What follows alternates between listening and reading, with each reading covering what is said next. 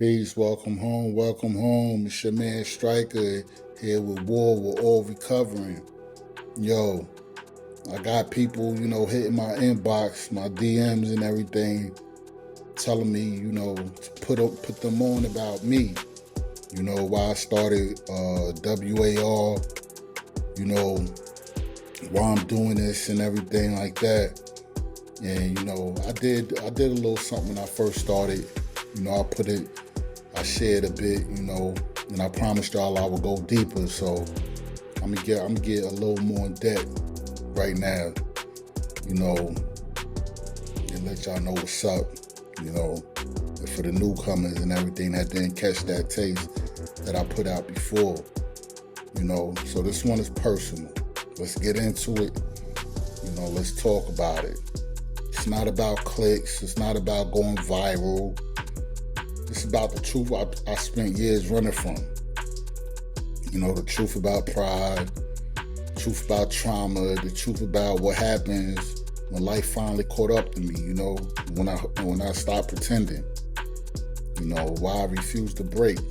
That's what I'm gonna call this one. Because for a long time, I didn't think I was broken, to be honest. I just thought breaking was not allowed. It's not in my DNA, and it almost cost me everything. Let's talk about it. For a long time, my life looked normal from the outside.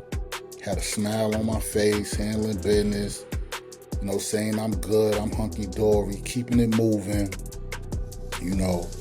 But inside, I was tired, fam. My heart, it was heavy. My mind never rested. A lot of y'all know what that feel like. Nighttime felt louder than the daytime, feel me? And every time something hurt, I said I'm fine. Not because I was strong, but because I was scared, scared to break, And a lot of us grow up hearing, don't cry, don't talk, handle it. Keep it pushing, man up. Shit like that, right? So instead of breaking, we build armor. That's what we do. We joke, we hide, we stay busy, we try to fix everybody else. We stop, we pretend we in control, and it works until it doesn't, basically. Because pain don't disappear. Pain waits, and eventually it comes back looking for you. Pain waits patiently. Believe that. And, so check this out. In 2022, right? Everything changed for me. Everything. I got into that motorcycle accident. And this wasn't just injuries, man. This wasn't just surgery. I died twice. They found me. I was dead 13 minutes. I'm lucky to be here, man. They put me on life support machines, was keeping me, here. And when I came back, the world wasn't the same anymore. Old trauma rushed back like a flood. Memories I pushed down years ago. The fear I thought I outran. Emotions I didn't have words for. I started seeing things I didn't understand, man. Going outside, people's faces is distorted. Like, this is real shit going on. Faces changing like evil. Darkness, nightmares that follow me into the daytime. I cried all the time, man. Scared to go back to sleep because where I was before I woke up, it wasn't nice, y'all. But my body hurt, my mind hurt, my spirit felt shaken. And I'm gonna be honest, man. What I experienced, I thought I was in hell. Not a movie, not a story. A place of fear, judgment, shame, isolation.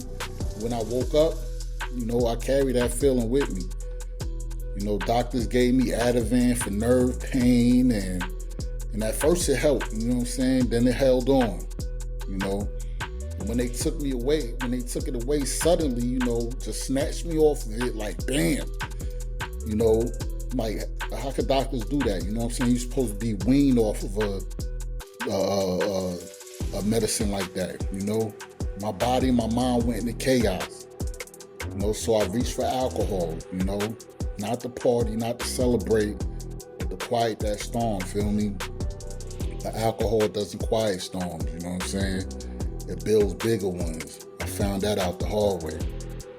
And that spiral led to an aneurysm. You know what I'm saying? More emergency surgery. I had to get my right temporal artery cut out. You know, another fight for my life. And at that point, everything finally collapsed. You know, I ended up spending 13 months inpatient, 13 months of facing myself. You know, different programs, addiction treatment, PTSD treatment, trauma therapy. Learning what my brain had been carrying all this time, learning what my body had been absorbing and all that. It wasn't easy. Some days I didn't want to talk. Some days I didn't trust anybody. Some days I wanted to leave, man. But I stayed, not because I felt strong, but because I knew if I ran again, I might not come back. Slowly, I learned something I wish more people understood. I wasn't weak. I wasn't cursed. I wasn't broken beyond repair. I was wounded, deeply wounded. The wounded people don't need shame. We need support. We need truth. We need time. We need help that meets us where we are.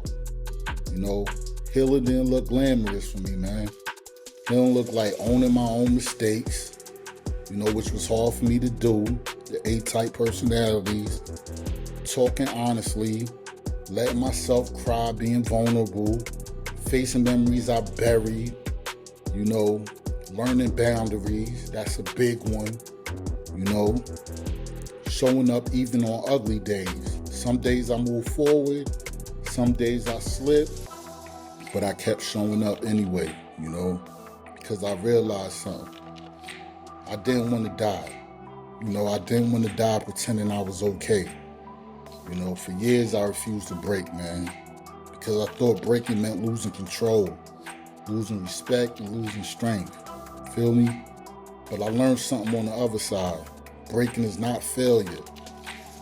Breaking is honesty. Breaking is your soul saying, I can't carry this alone anymore. And that honesty is where healing begins. So if you're watching this, man, your heart is heavy, your mind is tired, and you refuse to break because you think you have to be strong, listen to me. Listen. You are not weak. You are not alone. And there is help, real help. Not judgment, not shame. Help that holds you while, you learn how to stand again. Believe me, sometimes the bravest thing you can say is, I need help. And fam, that's not giving up. That is fighting for your life in a different way. You know what I'm saying? So we don't heal by hiding, we heal by telling the truth. And here, we tell the truth. Here in this space. So let's do it, y'all. You know what I'm saying? It's war. Remember, each one, reach one. We're all covering. Peace.